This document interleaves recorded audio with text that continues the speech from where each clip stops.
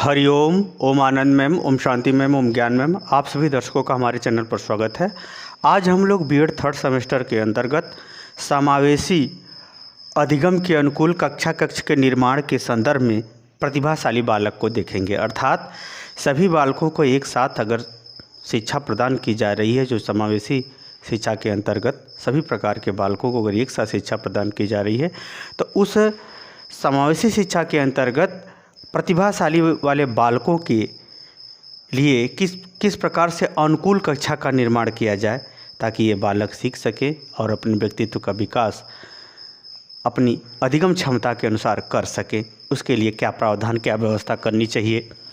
प्रतिभाशाली जो बालक होते हैं, सामान्यतः प्रतिभाशाली जो बालक होते हैं, अगर इनके IQ की बात करें तो इनका IQ लेवल जो है सामान्यतः 120 के ऊपर होता है, 120 प्लस होता है, 120 प्लस होता है। प्रतिभाशाली जो बालक होते हैं, ये बालकों की सबसे बड़ी विशेषता तो ये है कि इनकी स्मृति क्षमता बहुत अच्छी, बहुत अधिक होती है। स्मृति क्षमता अधिक होने के साथ साथ तो किसी व्यवहार को बहुत जल्दी सीख जाते हैं। और एक दूसरी बात ये कहीं किसी बात को समझना, तर्क करना, उसके हर पहलुओं को समझना, जानना, पहचानना, जिज्ञासा प्रकट करना इत्यादि बहुत सारी गतिविधियाँ प्रतिभाशाली वाले बालकों में पाई जाती है। अब रह गई बात कि जो प्रतिभाशाली बालक हैं, उनको सामान्य कक्षा में किस प्रकार से उनको देख रेख किया जाए, किस प्रकार से उन्हें निर्देशित किया जाए या किस प्रकार से उन्हें अध्ययन अध्यापन कराया जाए ताकि वह सामान्य कक्षा से जुड़कर भी वह अपनी योग्यता क्षमता के अनुसार अपना ज्ञान अर्जित कर सकें, व्यवहार को सीख सकें, अधिगम कर सकें। उन्हीं पहलुओं को इस टॉपिक के अंतर्गत हम लोग देखेंगे। बात समझ में आ रही हो तो लाइक शेयर सब्सक्राइब भी करते रहिए। चलिए हम लोग इसमें देखते हैं। पहला जो है, जो प्रतिभाशाली वाले बालक होते हैं, उनको तो पहली बात कि इस बात पर ध्यान विशेष रखना चाहिए, बुद्धि से संवर्धित कार्यक्रम, यानी बुद्धि संवर्धित कार्यक्रमों को बढ़ावा देना चाहिए।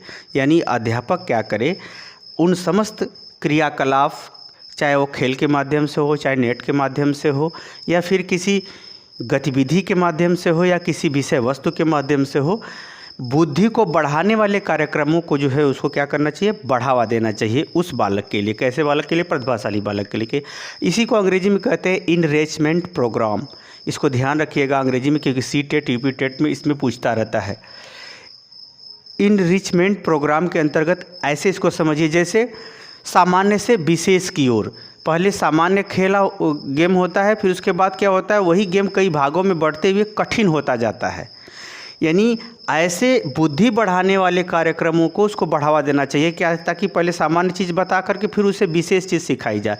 यानी सामान्य से विशेष की ओर या सामान्य से सूक्ष्मता की ओर जो है कार्यक्रम, सीखने का कार्यक्रम, या कोई खेल का कार्यक्रम हो, या कोई तकनीकी कार्यक्रम हो, या फिर कोई गेम हो, तो ऐसे कार्यक्रमों को उसको बढ़ावा देना चाहिए। जैसे होता है ना, सामान्य गेम में सब लोग पास हो जाते हैं, लेकिन जब वही गेम काफ़ी सतर्कता से खेलना होता है तो जो प्रतिभाशाली वाले बालक होते हैं, जैसे होता है ना, हर स्तर होता है, हर स्तर बाई स्तर वह जटिल होता जाता है, उसमें उतना ही सतर्क, उतना ही सूक्ष्म निर्णय लेना पड़ता है, तब जाकर के आप गेम में सफल होते हैं। तो इसी तरह से जो प्रतिभाशाली वाले बालक हैं, तो बुद्धि को बढ़ाने वाले जितने भी कार्यक्रम हो, चाहे वो खेल के माध्यम से हो, चाहे इलेक्ट्रॉनिक मीडिया के माध्यम से हो, या फिर किसी विषय वस्तु से संबंधित हो, ऐसे कार्यक्रमों को या ऐसे ज्ञान को उसे देना चाहिए। दूसरा है तेज प्रवृत्ति से शिक्षण।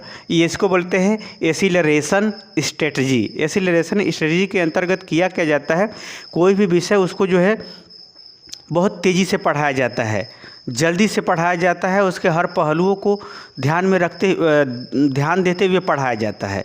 यानी शिक्षण का जो कार्य होता है वो थोड़ा तेज़ी से कर दिया जाता है। तेज़ी से जब कर दिया जाता है तो वो बालक जो है उसकी मानसिक क्षमता, योग्यता के अनुसार जो है उसे पर्याप्त जानकारी उसे हो जाती है।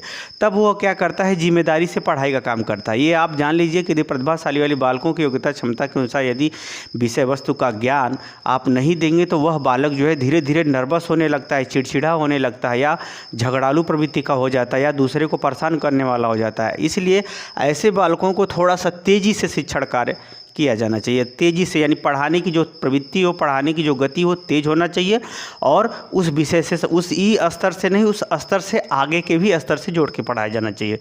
तीसरा है प्रोजेक्ट संबंधी कार्य। प्रोजेक्ट संबंधी कार्य का मतलब ये होता है ऐसे बालकों को कोई कार्य फील्ड के माध्यम से, जैसे होता है कोई चीज़ बता दिया गया तो उसे कहा गया कि जाओ ये सब फील्ड में जाओ और उसको देखो कि कैसे होता है, क्या सच में ऐसा ही होता है।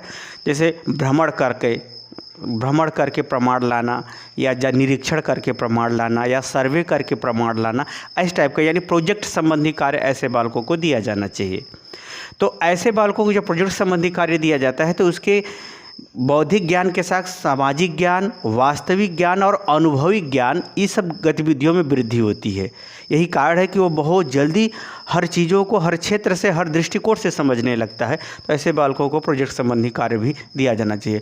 चौथा है वैकल्पिक विषय। वैकल्पिक विषय का यह तात्पर्य है कि उस जो सामान्य विषय होता है, जो अनिवार्य विषय, उसके संग संग अन्य जैसे डिप्लोमा कोर्स होता है, या कंप्यूटर का अलग से कोई कोर्स, यानी डिजाइनिंग का अलग से कोर्स, इस प्रकार से जो होता है उसको सामान्य जो कक्ष के अलावा उसे कुछ अलग से विषयों का भी उसे ज्ञान अगर कराया जाएगा तो वह काफ़ी क्या होता है, व्यस्त रहता है और उसको जल्दी सीख लेता है और उसको उसमें रुचि उत्पन्न भी हो जाती है, यानी बनी भी रहती है पढ़ाई के प्रति। तो यानी सामान्य विषयों के संग अलग से विषय भी उसको पढ़ाने के लिए पढ़ाया जाना चाहिए। किसके लिए? प्रतिभाशाली बालक के लिए।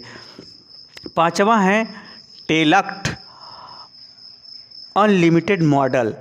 ये इसको जो है जो टेलक्ट अनलिमिटेड मॉडल ये बहुत महत्वपूर्ण होता है। जैसे अधिगमन विस्थापन, इस मॉडल के अंदर इसको ध्यान रखिएगा आप लोग, क्योंकि यहाँ से भी प्रश्न पूछता है सीटेट यूपीटेट में। यह टेलक्ट अनलिमिटेड मॉडल के अंतर्गत किया क्या जाता है, जैसे आप साइकिल सीखे हो तो आपको बाइक सीखने में साइकिल का सीखा हुआ सहयोग करता है। अधिगम विस्थापन जिसको हम कहते हैं, यानी कोई चीज़ हम सीखे हैं तो उसके माध्यम से दूसरे क्षेत्रों में हम उसका प्रयोग करते हैं, उससे संबंधित क्षेत्रों में हम क्या करते हैं, प्रयोग करते हैं। तो ये जो टेलक्ट ने जो ये मॉडल बनाया था तो इसी आधार पर बनाया था। जैसे आपसे अगर ये कह दिया जाए कि जैसे उदाहरण के लिए जो है साइकिल का सीखा हुआ कहाँ कहाँ प्रयोग होता है, तो जैसे बाइक में प्रयोग होता है, इसी तरह से अगर ये कहा जाए कि इस मॉडल के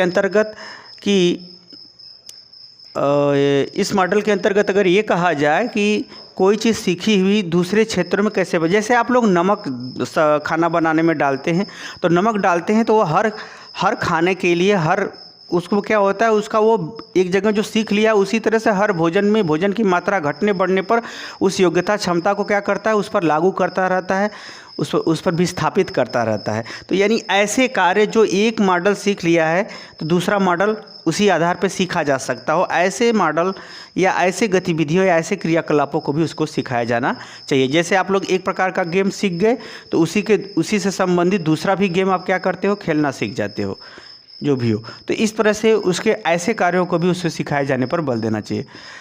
छठा है अवर्गीकृत कक्षा। ऐसे बालकों को ऐसा नहीं कर देना चाहिए कि ऐसे बालकों को सामान्य बालकों से अलग कर देना चाहिए, नहीं, ऐसे बालकों को बिना विभाजित किए सभी बालकों के साथ ही पढ़ाया जाना चाहिए, ताकि वह बालक जो है अपनी गतिविधियों के साथ साथ अपनी योग्यता क्षमता के साथ साथ सीखने के साथ साथ अन्य बालकों की भी स्थितियों, गतिविधियों, व्यवहारों से परिचित हो सके, समझ सके, उनको जान सके, हर पहलुओं को जान सके। इस तरह से ऐसे बालकों को अलग करके नहीं पढ़ाया जाना चाहिए, बल्कि सामान्य कक्षा में ही ऐसे बालकों को पढ़ाया जाना चाहिए। साथ ही इसके लिए निर्देशन जरूर देना चाहिए अभिभावक के लिए कि ऐसे बालकों की ऐसी प्रकार से देखरेख करें। सातवां है सृजनशील गतिविधियाँ। सृजनशील किसे कहते हैं? किसी चीज़ का खोज करना, या किसी पहले से कोई चीज़ है उसमें कुछ नया जोड़ देना, या फिर पहले से सब कुछ चीज़ थी तो उसको नए ढंग से सजा देना, अरेंज कर देना, नए ढंग से उसको परिभाषित कर देना, या नए ढंग से उसका उपयोग बता देना। ऐसे गतिविधियों को उसको क्या करना चाहिए, बढ़ावा देना चाहिए। जैसे अगर उसको हम समस्या बताएंगे तो वह समाधान अपनी तर्क योग्यता के अनुसार सोचेगा, तो यानी समस्या समाधान के माध्यम से या तर्क, योग्यता, क्षमता, आवश्यकता, उपलब्धि, प्रतिस्पर्धा इत्यादि गतिविधियों के माध्यम से क्या करना चाहिए, उसके सृजनशीलता की क्षमता में क्या करनी चाहिए, वृद्धि करनी चाहिए, ताकि वह नई चीज़ों को खोज सके या कुछ अरेंज कर सके या फिर कोई सुधार कर सके। ऐसे टाइप का उसको कहते हैं सृजनशील गतिविधियों को बढ़ावा देना चाहिए।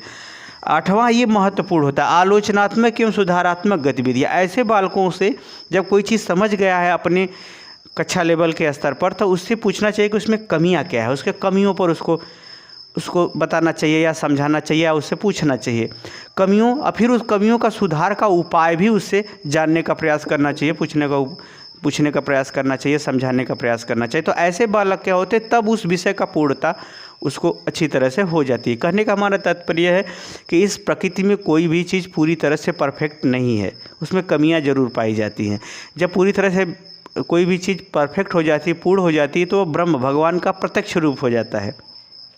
तो ऐसे बालकों को कोई भी गतिविधि हो, कोई भी ज्ञान हो, कोई भी व्यवहारिक पहलू हो, कोई भी समस्यात्मक पहलू हो, तो उसमें जो है उसमें कमियां, उसका कारण, उसकी कमियां और उसके निवारण संबंधी बातों को उसी से जानने का प्रयास करना चाहिए, ताकि ऐसे बालक शिक्षण गतिविधियों के अंतर्गत सक्रिय रह सके और हर पहलुओं को समझते हुए व्यवस्थित ज्ञान और व्यक्तित्व का विकास कर सके।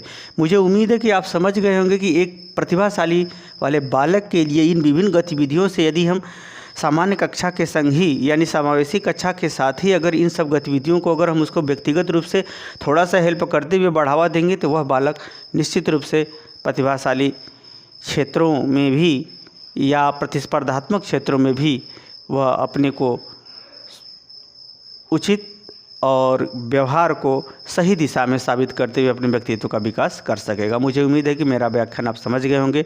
समझ गए हैं तो कमेंट बॉक्स में ज़रूर बताइए। साथ ही मेरे चैनल को लाइक शेयर सब्सक्राइब भी कीजिए। हरिओम।